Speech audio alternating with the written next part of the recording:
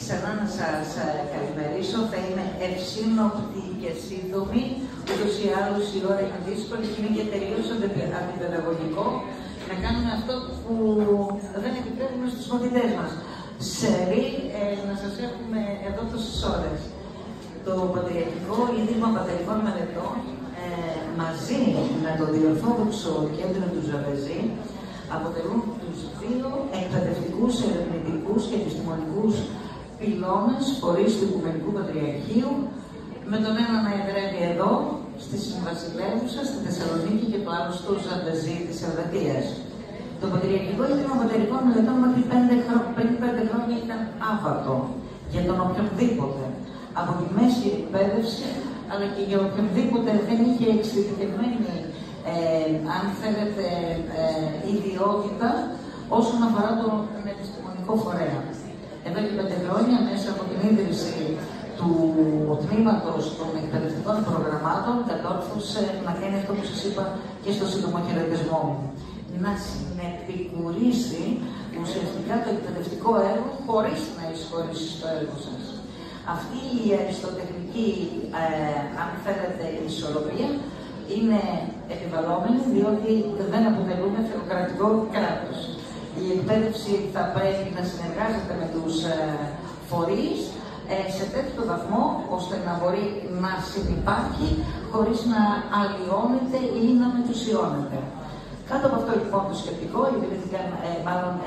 δημιουργήθηκαν 6 εκπαιδευτικά προγράμματα, 2 από τα οποία θα παρουσιαστούν σήμερα μέσα από δικές σας σχολικές μονάδες, τις δικές σας εμβέλειες, και μάλιστα είναι τα 2 προγράμματα τα οποία έχουν βραβευτεί διεθνώς ως 2 από τα 100 πιο διαδραστικά και διαθεματικά προγράμματα του κόσμου από το Global Educational Magazine της Νέας Υόρκης, δείγμα ότι σε πολύ λίγο χρονικό διάστημα η συνεργασία του Ιδρύματος με τις κατά τόπου πρωτοβάθμιες και δευτεροβάθμιες διευθύνσεις απέδωσαν καρπούς.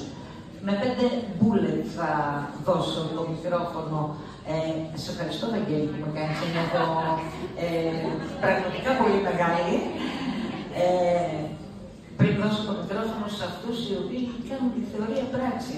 Ξέρετε, στο Πατριαρχικό Ίδρυμα είμαστε άνθρωποι οι οποίοι δεν μιλάμε πολύ, πράττουμε πολλά.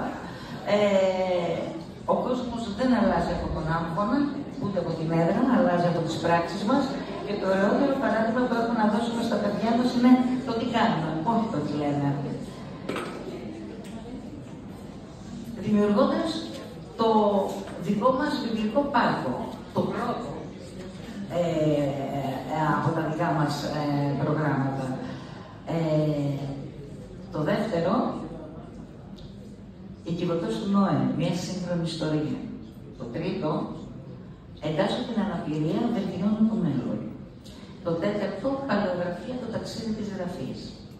Το πέμπτο, φυσικό περιβάλλον, διατηρώ και αλλάζω. Και το έκτο, εικονική γνωριμία με τα θρησκευτικά μνημεία της πόλης μου. Προσέξτε, τα θρησκευτικά μνημεία της πόλης μου, όχι τα ορθόδοξα και μόνο.